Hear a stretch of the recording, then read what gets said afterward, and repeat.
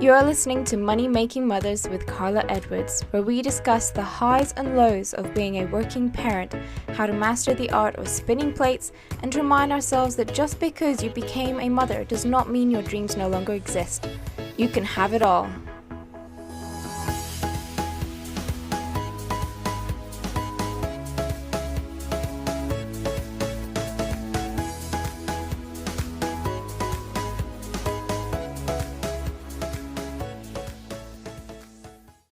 Hi everyone, welcome to this week's episode of Money Making Mothers, where I am joined by the amazing Carla Lett, who is the founder of My Bum to Baby, which is the UK's leading pregnancy to preschool platform.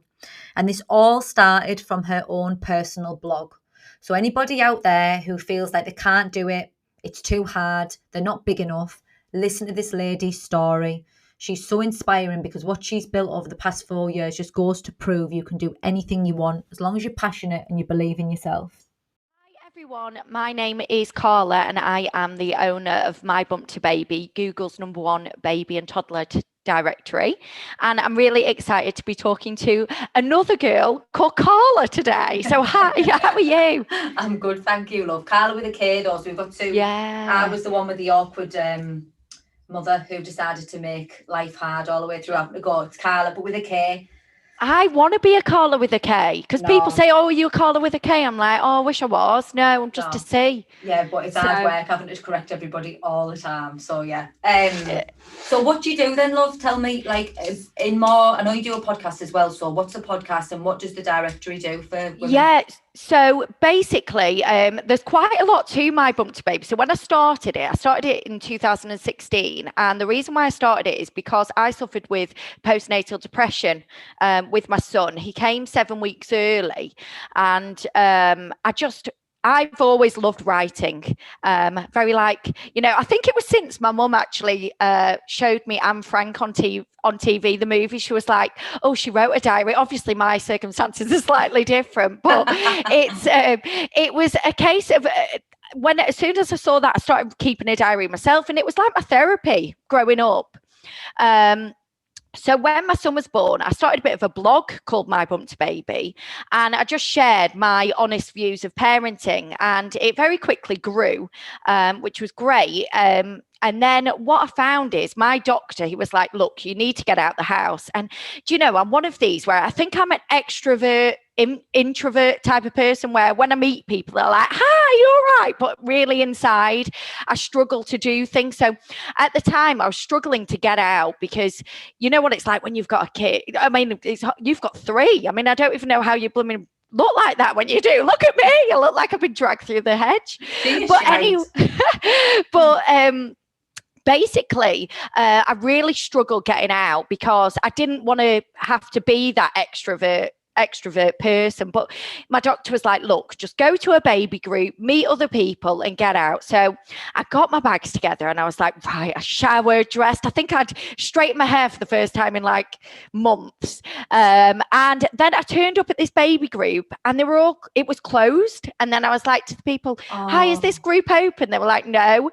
Anyway, it sounds really stupid, but I got back in my car and I just cried because it took so much effort to get to there. And I didn't get yourself actually there. Yeah. And then I was like, I didn't know what else to do in my day because I hadn't had anything else planned. And I just was like, "Oh, what do I do?" Anyway, at that moment, I was like, right, I want to add a directory onto My Bum to Baby. So what I wanted to do is try and help pregnancy to preschool businesses at the same time as helping parents as well. So basically, pregnancy to preschool businesses throughout the UK can add free listings on our directory. And it's a way for parents, wherever they are in the UK, to be able to access classes that are up to date. Because also during pregnancy, I really didn't go to many pregnancy classes because I didn't know really what there was, or I didn't even know there were pregnancy classes, to be honest. I didn't know there was apart from obviously the one at the hospital. Yeah. I don't even know if they still do that anymore, but yeah, apart from that. No. I didn't. So it was just like, and sometimes when you're pregnant as well, it can be a bit of a lonely place. It's perhaps not as much at the moment, but when all your friends are out drinking and your husband's out and you're just like, you don't want to go anywhere, but then you can be a bit lonely. So it's nice to meet other mums that are pregnant as well. Yeah. So basically what we did is, when I say we, my husband, he specializes in websites and stuff like that as well. So I added on a directory onto the blog. And then we very quickly started getting pregnancy to preschool businesses, adding free listings. And this was all during maternity leave as well. And then by the time I was due to go back to work, it had taken that much. There were that many businesses that had added listings. I think it was around 10,000. Yeah. I didn't sleep much. Don't think I've slept much since. But yeah, so they added a lot of listings in there, and then there was a lot of parents coming on, and then a lot of businesses were asking how they can kind of promote their services a bit more. So then what we did is we added something called a premium listing where they can go at the top and stuff like that. So then after that, what I've got a financial background, like, with your business. Right. I used to work at the Halifax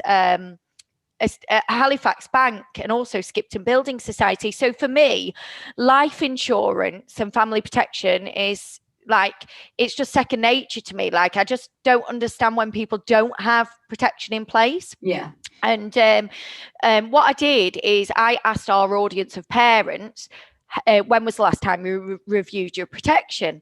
And 87% had said they hadn't. And I was like, what the hell? I can't believe it. And I think a lot of it, is something that we don't really want to think about as parents, is in like death and stuff like that. It's not a nice thought, but no.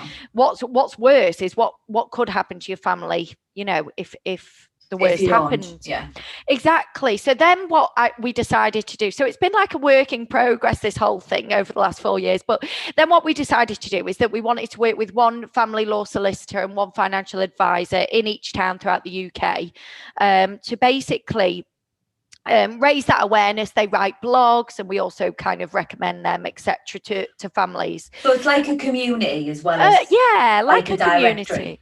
Yeah, like a community and a directory. And then during lockdown last time, I don't know about you, but as a mum that's, for me, I've always kind of been a bit like, oh God, I've done every trade under the sun. I tried doing nails, I've tried to be a singer, I can't bloody sing to save my life. I've done everything. But during lockdown, the first lockdown, I was like, oh my God, I can't cope with like not being able to work and stuff. So I had to find something that I enjoyed while I couldn't really work, because the directory, it kind of looks after itself. Yeah. So it's just there. I'm not really needed as much anymore. So I decided to launch a podcast called 50 Shades of Motherhood, which is where we talk about taboo subjects, like miscarriage, baby loss, infertility, smear tests, all of that kind of stuff. And so it started as just one series, really. And now we're on to recording series 3, which is really good because that went down really well. And then also, as well as that, sorry, I sound like I've got loads going on, but it's all under the same roof. Yeah, all relevant to each other. Yeah, so what we do is something else I wanted to do is I wanted to launch something where parents can run their own business in their own local area through My Bump to Baby. So although we've got listings all over the UK and anyone can find local groups and classes, I wanted parents to be able to, run their own business from the comfort of their own home using My Bump to Baby, if you like, as well. Yeah. Without kind of buying into a franchise, spending thousands and thousands of pounds.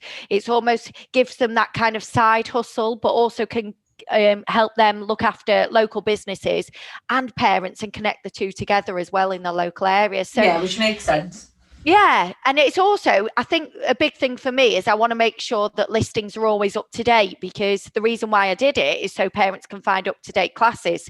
So, with just me on my own, I can't possibly kind of make sure 10,000 listings are up to date without, maybe deleting them after so long. But I don't also want to do that for business's sake. So it's, so it's all busy here, really. So like in terms of you running day to day, like what does your normal day look like? So my normal day is I get up early. I try and get up at 6 o'clock.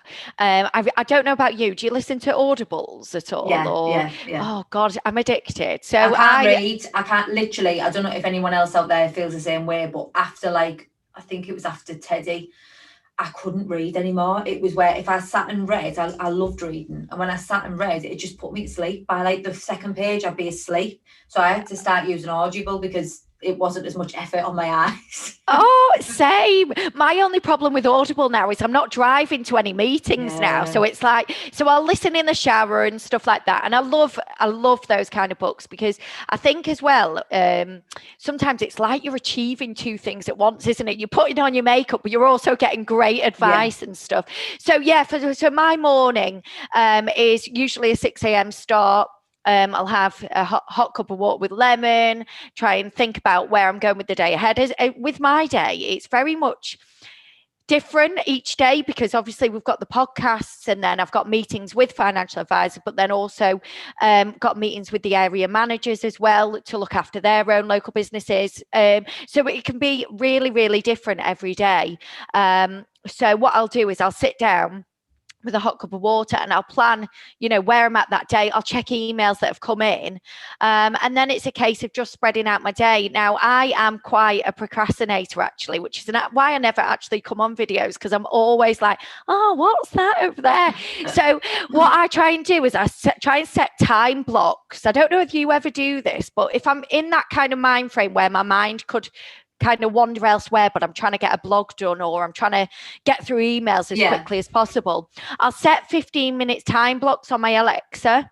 So I'll just be like, Alexa, I better not say it too loud because she will do it, but I'll do that. And then I'll just quickly kind of get what I need to do done because as a mum, especially at the moment, homeschooling and, lockdown is what I've realized is we don't have much time. So I'll just try and fit as much as I can into as little time as possible, really. No, like definitely have. At the beginning, like the first lockdown, I'm not gonna lie, in my head, I lost my head. It was just like there was too much, like the schedule had changed and I just couldn't get my head into it. But then this time it's been more right. I'm not actually doing the 9 till 3. It's just I'm scheduling it round. I've got to do this at this time. We're going to do this at this time and we'll do it however we need to do it round our day. And that's working loads better. And like you, I go on to different things. So I might be doing something and I'll think, oh crap, I haven't done that. So I'll go back and do that and I'll flip. So I never actually focus on one thing. And there's an app, I was telling my friend the other day, I can't remember what it's called. I'll get it up. My phone's off. And it basically, it stops you from doing anything on your phone unless you disable it. So it plays like relaxing music. So if I put that on, I say 1 hour and I crack on my computer, I have to physically go in and stop the app to be able to do anything else. So that helps. Amazing. Yeah. That is so, I need that. I think that's it as well. And it's closing your emails down sometimes because I literally get emails pinging all the time and I'll be writing something. And then as soon as I see something, if it's something that I know I need to do urgently, I'll do it kind of thing. Well, the problem is you think everything's urgent, don't you? And so does everyone else. Yeah. So sometimes people are like, oh, can you get that for me? And I think, well, they won't be able to do that if I don't do it straight away. And I'm exactly the same. Like I've got another business and my business partner says to me, I'm like, you never answer emails. And he said, Carla, I don't get chance. He said, before they've even press send, you're responding. Like it's impossible to be any faster than what you are, but it's because like my office is my phone, so I'm sat on my office all the time, and if it comes up I'm like, I've got to do it now so I know it's done. And I need to learn to go, it's okay, wait, finish what you're doing and crack on with that after that.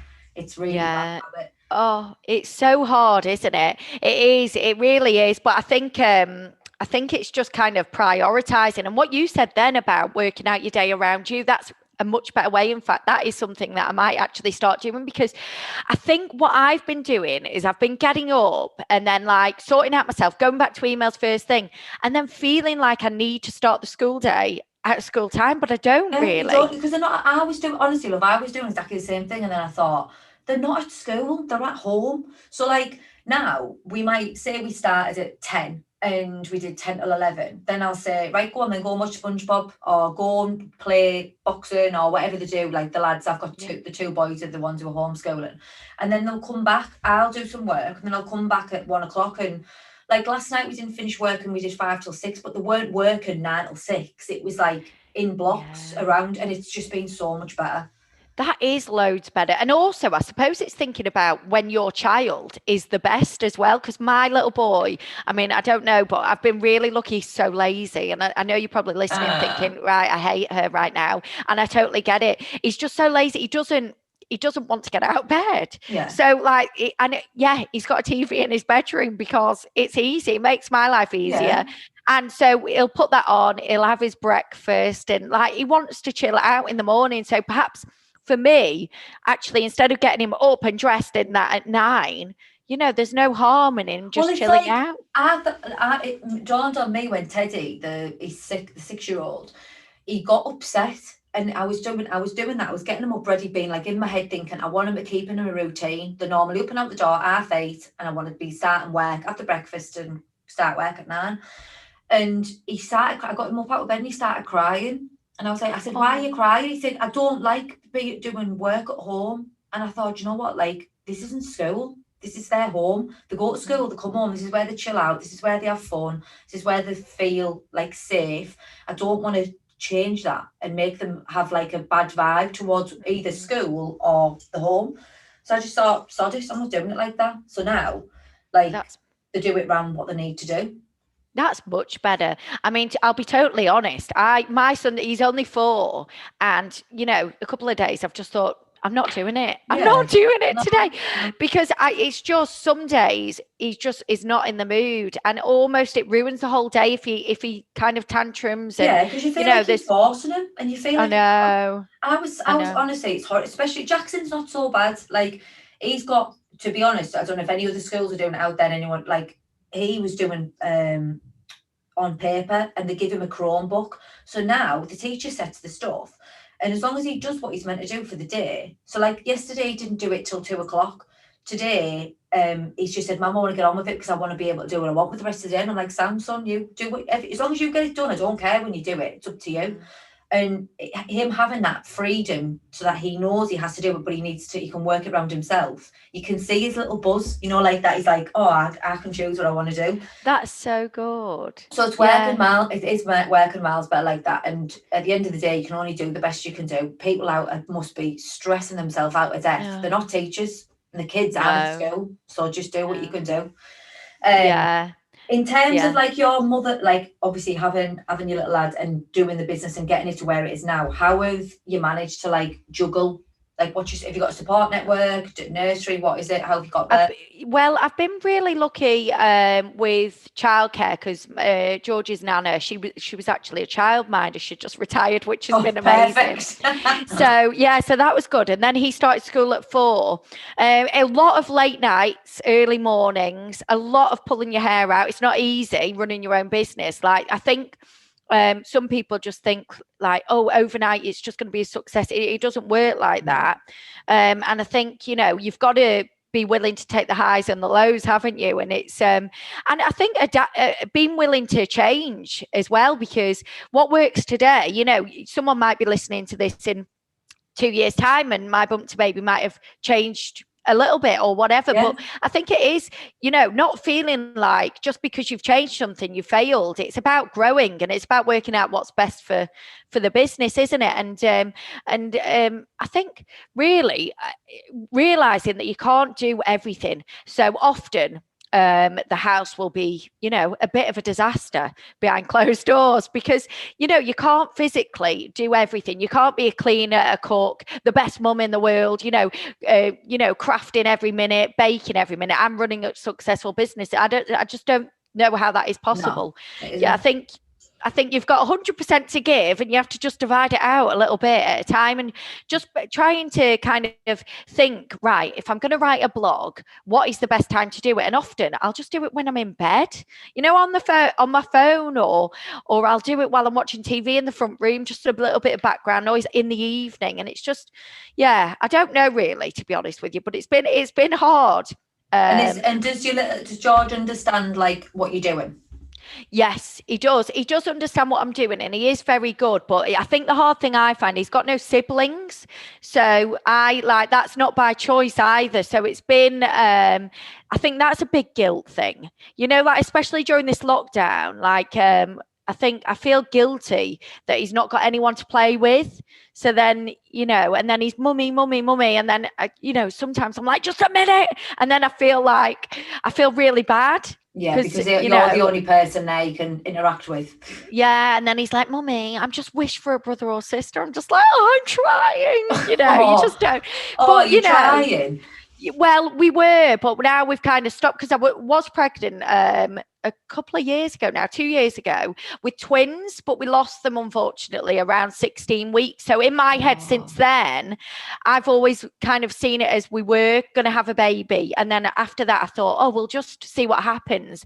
And then we got pregnant again and lost that. And then again and lost that. And it's just a case of in the last 12 months, nothing has happened. So now I think it's hard because I think what you do is you kind of think it's like a cycle. Anyone out there who's like trying, it's like you kind of, the first part of the month, well, when that time comes, you're devastated. You're like, oh God, it's never going to happen. I'm getting older and all that.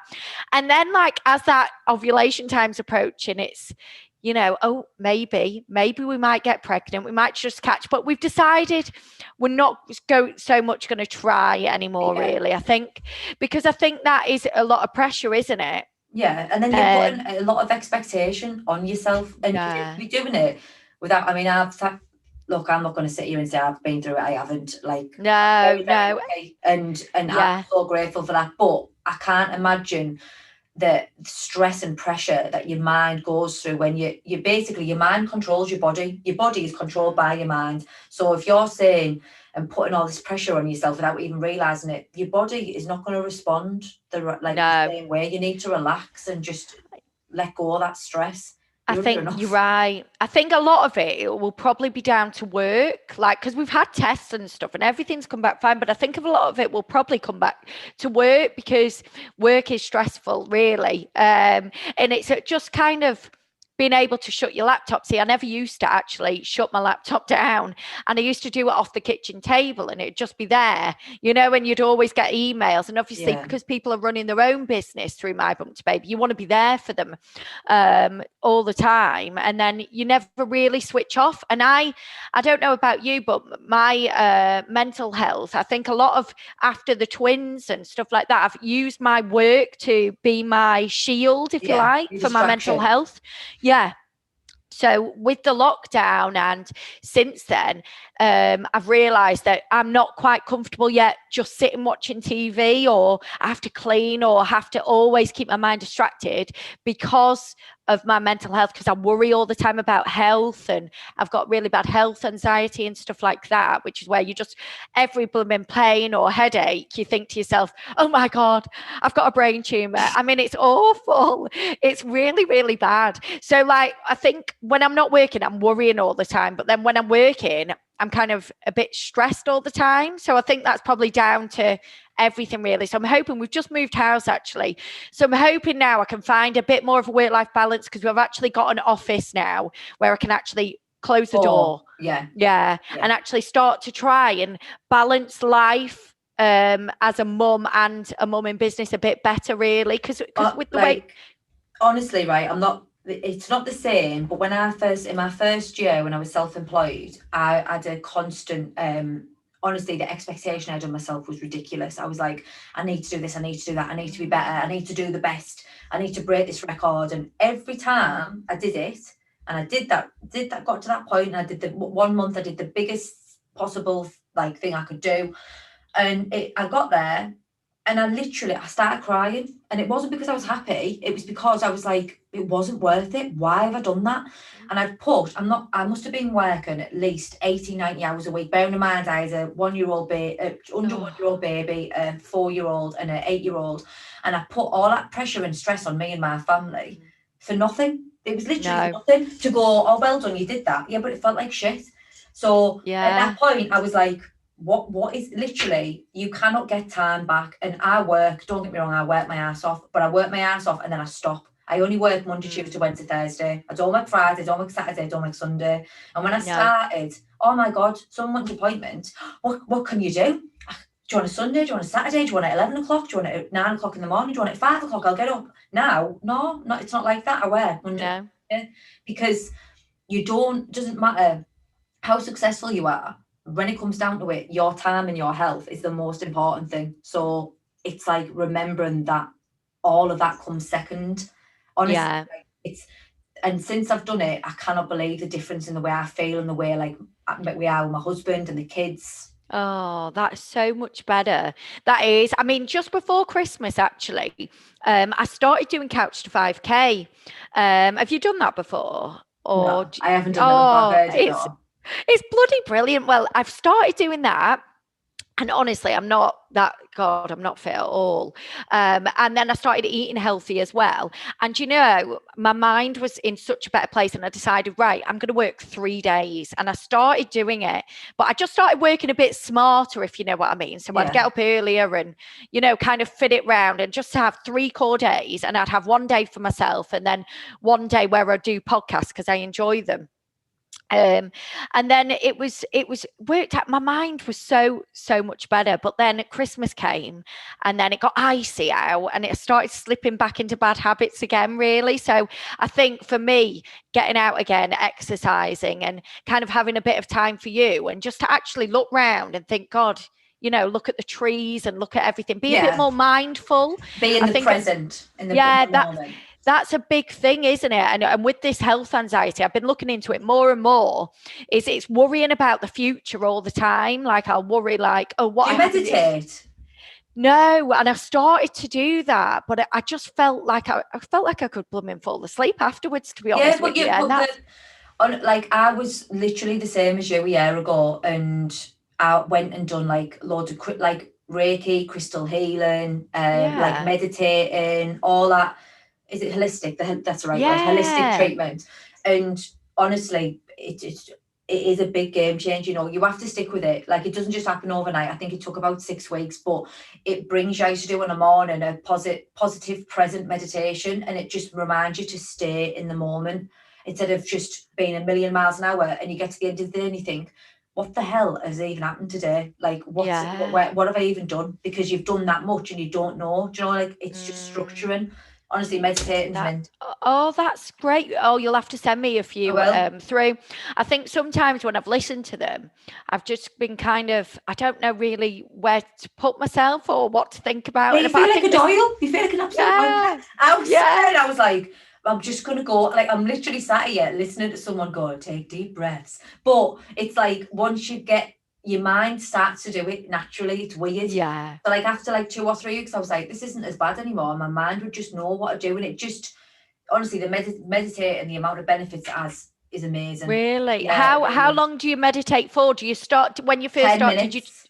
Oh, every day? Yeah, 10 minutes on a morning. That's great. Like, don't get me wrong. There's times when I mess up and I don't stick to it. And I'm like, right, but I can tell the difference. So when I don't do it, I can tell when I haven't done it. Really? So, yeah, I'll send you over the link for the one I do. Yeah, do, because that sounds really good. I know I've heard so many people say it is, I think for me, it is about being in the present, really. But that's why when I'm at work, I'm all right because I'm thinking of that and I'm just dealing with that.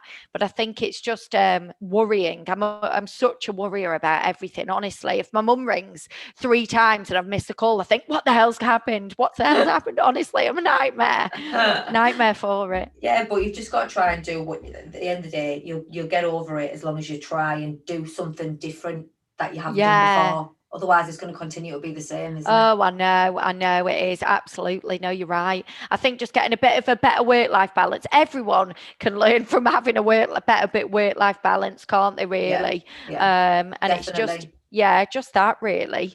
So in terms of this, I don't mean to pry because I don't but mind. Like, obviously with the miscarriages and the postnatal, what was that, would you say, the most difficult time during what you were doing, like trying to build the business? Yeah, I'd say that was definitely the most challenging because I think what I did is I really kind of, obviously it's all about pregnancy to preschool, isn't it? So everywhere you're seeing like people like looking for pregnancy scans and, I've kind of dislinked the two in a certain way. But I think, my bumped baby, when it did start, obviously I had postnatal depression to begin with George. So I used that almost as my way to, when you've got something that you really enjoy, and you lose yourself in it. That's what my bumped baby has been like for me. So I remember when I got told that the twins had died, I went to a scan and they were like, they're gone. And then they said, but because I was a bit further on, I had to give birth to them. And oh God, I was terrified of giving birth, like the thought of it, because with George, it was a C-section, but they couldn't do it for a couple of days. Oh my God. So I had to go home. But because my mind is all over the place, and when I'm working, I'm all right, and I can focus. So I remember being sat at the table with my bump pressed up against the table, like on a Zoom call, like trying to hide that I had a bump, because like obviously I didn't want someone to ask about it, and people did, like when I went to the shops, and I didn't want to upset them, so I was like, oh, thank you, kind of thing. But on the Zoom, I just had to carry on, really, and I think that was the hardest thing. But the best thing really was carrying on for me, because otherwise I would have literally just been in bed just thinking, oh God, I can get quite low, if I let myself. So my bumped baby is always kind of picks me out, and I'll always want to do it. If I've got a spare hour or something, I love it that much. I want to write a blog on it or whatever. So it sounds like it's like the cure and the cause. Yeah, it is. Absolutely. Yeah, definitely. But definitely. You must have really, I can't imagine suffering with something and it being so traumatic, and then having to actually delve in that subject and deal with everybody else being in the position that I was just in. Like, that must have been hard to do that. It's hard, but then I'm a talker, so I think that helps. I don't really hide things with the my bumped baby thing. There's days that, I have really shit days, but I'm quite open about saying that. And I think, that's probably why the podcast and stuff has been quite popular, because I think it's all about not pretending sometimes. Like, there's so many pretenders out there that are just like, oh, my life's brilliant. Yes, I've got a successful business. I'm baking cakes every left, right, and centre. And I just think, just be honest, you have to be relatable, don't you? And also, I just want people to, I think sometimes you go through experiences, hopefully to help other people. And maybe that's why it happened. I don't know. Yeah. But, and it's about keeping it real as well, isn't it? Like, I do a lot of videos on like LinkedIn and TikTok and things. And someone commented the other day saying, oh my God, how do you manage to like makeup and hair? How do you manage to look like that like every day? Yeah. And I put back, no, don't be fooled. I put my makeup on once a week, and I record block. Like, I don't put my makeup on, and my hair literally gets washed once a week, straightened, and then doesn't do it again for another week. That's bloody brilliant. But I do is it looks, if I didn't say that, it would look to people as if I get up and do this. I put my makeup on, do my hair every day, do eye shite. Like, I literally look like I've been dragged out of the back of a bush 90% of the time. But a lot of people would admit social media as a way of making people feel like they're not good enough, or they're not doing enough because of what other people are doing as well. And it's sad sometimes. Oh, it is. I think the thing is, we all do it. You show people when you're ready to be seen, like I try my best to film to show the imperfect side, but a lot of people show when they're ready to be filmed at the end of the day, when they're ready to kind of, or something they're proud of and stuff. So I try and capture the rubbish moments, the moments I baked a cake or baked cookies and I've actually emptied it and it looks like a piece of shite, like it's awful, and it's no reason why I don't, that must be the reason why I don't do it. I mean, I've got no patience for things like that. I don't know about you, just don't enjoy it. And I also know that I will eat all that cake. Yeah, 1,000,000%. I baked one cake last lockdown and it come out and it was green. And my kids, I was like, just try it, don't judge your book by its cover. And they tasted it and they were like, Mum. And my husband tried it and he went, Carla, how much margarine did you put in this? And I was like, no, like the full tub. I was trying to make it buttery and he was like, oh my God. So you're going to do it, you want it to be buttery? No, it was like literally like, it was paste. Was it? Yeah, so I do not. Yeah, my husband does the cooking actually, but that is down to disastrous meals from me. I do try occasionally, but everything I make so bland. Like it just Mine's got tastes like. garlic in it, like literally Oh everything. He yeah. takes the piss because if I cook anything, there's like half a tub of garlic granules in it, and I'm like, bit of garlic, and he's like, why has Oh everything got yeah. garlic in it? And I was like, I love garlic. Oh wow. Do you know, I only found those garlic granules yesterday for the first Are you time. joking? No, I've been trying to fight with garlic for years, Oh my squashing it God. down. My hands stink of it all the Oh time. no, I've been keeping garlic granules in business. I must buy at least 4 a week. I'm not Oh exaggerating. dear. Honest to God, Oh, I I couldn't must believe it. garlic granules and parsley. Put a bit of garlic and Oh, parsley in it. It literally solves everything. Like that's I'm gonna all I try do that. constantly. Oh, love that. But he's Yeah. better. He's better than me. Oh, do you know, sometimes I do try and make it a little rubbish as well. So he takes the lead then. He's like, no, you sit down, don't cook. I'm like, okay. Never mind. Never mind. If there was one thing that you could teach George, like one thing you'd like him to learn from you on or grow up knowing, what would it be? It sounds very probably fitted at the moment, but I'd say education is not the be all and end all, especially during this lockdown. I just think I was never good at school. Like I really I just wasn't interested. I didn't do very well at school at all.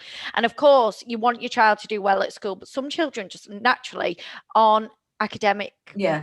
They don't want to do it. And I do think sometimes, especially reading about other entrepreneurs out there, a lot of entrepreneurs are similar, and it might be that actually, they've got something else to give, or not so everybody's I think the same.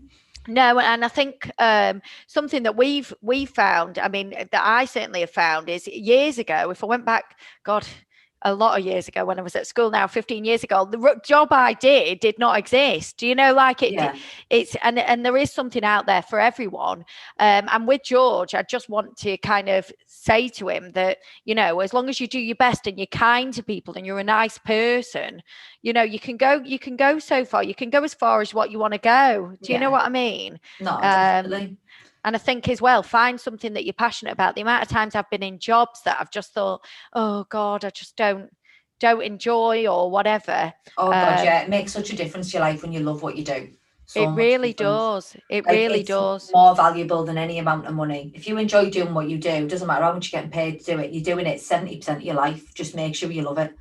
Exactly. That's it.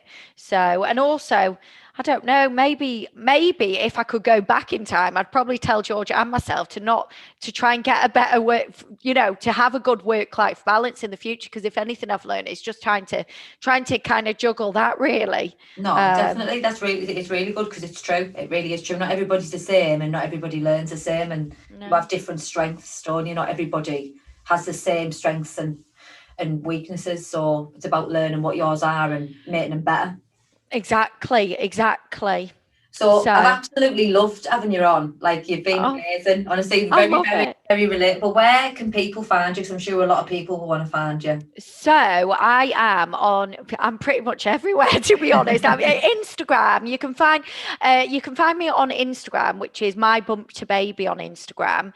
And then on Facebook, if you want to follow our page and find out what's going on locally in your local area, you can go on our website, mybumptobaby.com, and Facebook is My Bump to Baby UK on Facebook, and the podcast 50 Shades of Motherhood it's called, and we've also got the My Bump to Baby Expert podcast where we get experts on talking about various subjects, so yes, so the 50 Shades of Motherhood is a bit, as I said, a bit out there. If you know anyone that's got anything that we think want to raise awareness of, let me know. Karla, you would be really good on the podcast if you fancy coming on, because I've never been a guest. I don't know whether I don't know whether, like you said at the beginning, I don't know whether I dare. I like to be the one that doesn't speak as much and just listen.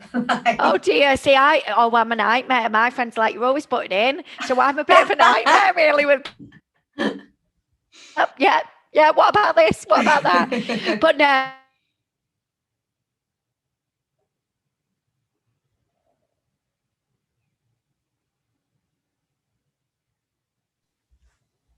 it's gone off there. It's gone off. sorry. All right, it's gone off, but yeah. I would. Yes. I would be on. I'd try it. Yes. Yeah, definitely. Get yourself on. We'll sort that out afterwards. Oh, brilliant. Right. Well, thank you so much, love, for being on. You've been amazing. Oh, thank you so much for having me. I've had so much fun. Thank you.